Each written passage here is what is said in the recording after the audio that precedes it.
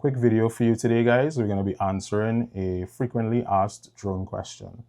And the question that we're going to be answering today is, how high can I fly my drone? Now, if you live and operate in the Caribbean like I do, you'll be aware that each individual island has its own set of rules. And these rules are set out and governed by a body called the CAA, and that stands for the Civil Aviation Authority. Now, each island has its own local civil aviation authority, and they set the rules with regards to drones for each individual country. Now, the maximum altitude is one of those things that is pretty standard amongst most, if not all, of the islands. And that maximum altitude that you can legally fly your drone is 400 feet AGL or above ground level. However, you can get waivers from your local CAA to exceed this altitude.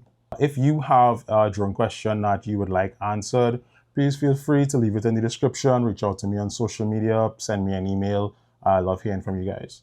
I'll see you in the next video.